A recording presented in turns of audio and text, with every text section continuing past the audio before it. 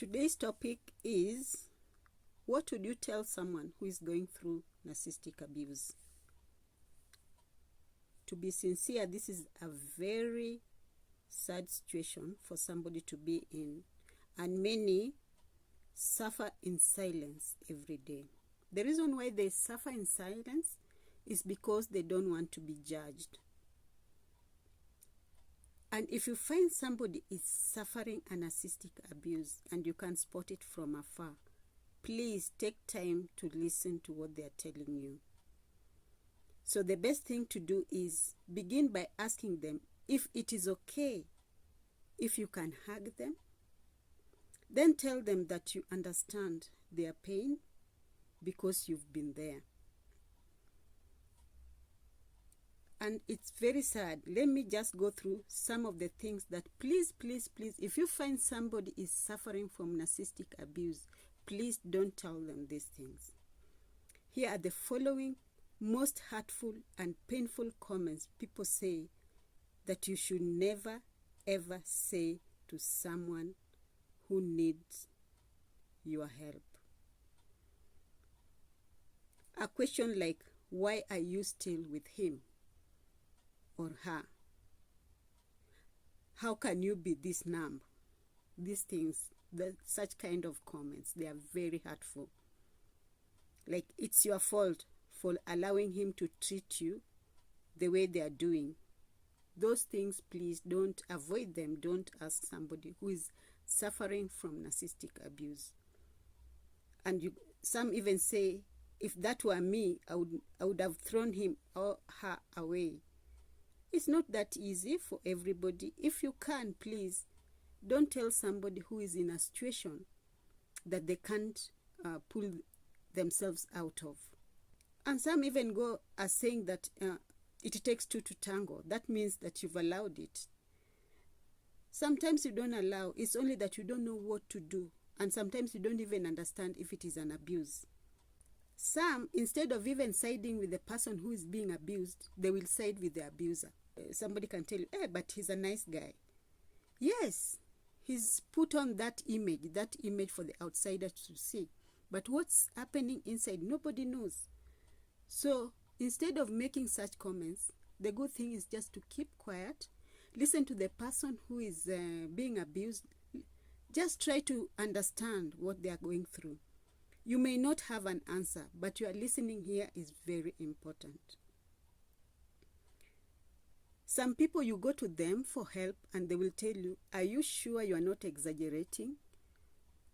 How should you tell somebody who is suffering such things?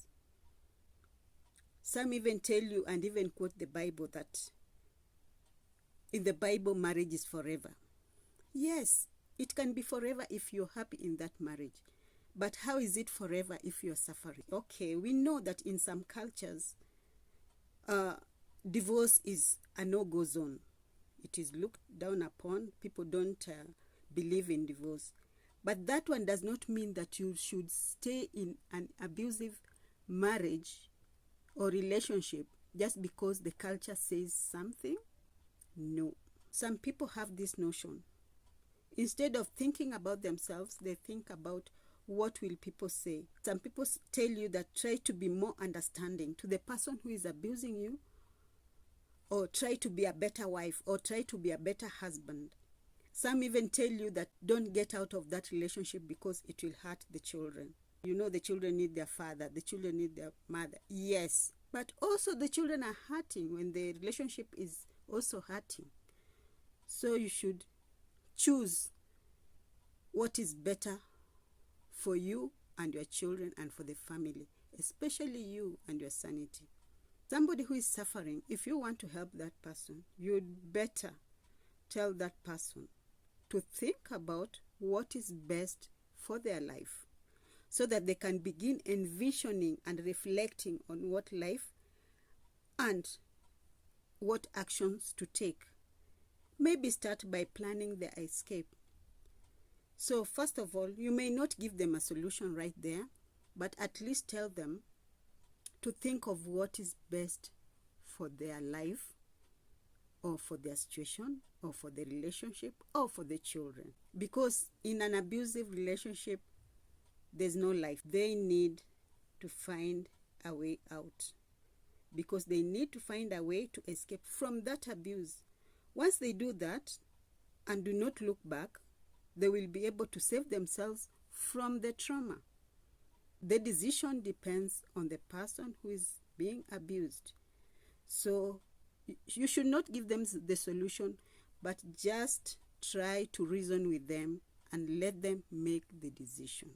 Because if the victim is not ready to leave, it doesn't matter how many tools they have that they need to get away, they won't use it.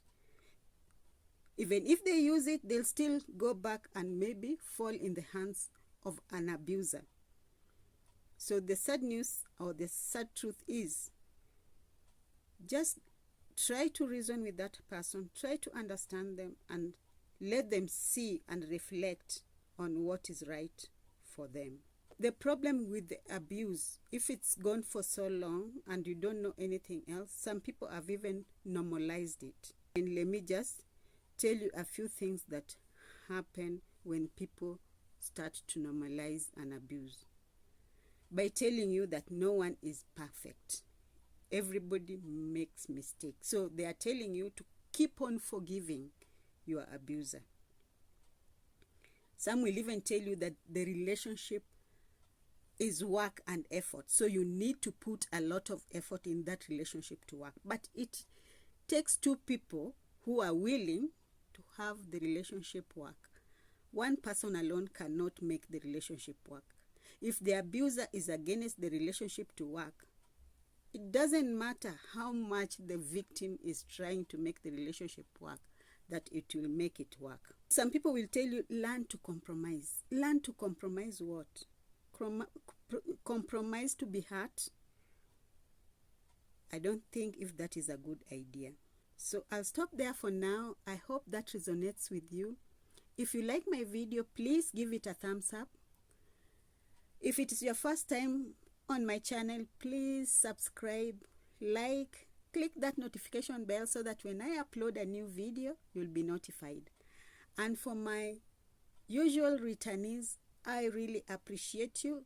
And thank you so much for your comments, for your feedback, because they encourage me and they make me make more videos. And please, if you have an opinion, if you have a suggestion, please drop it on the comment below, and let's meet on the next video.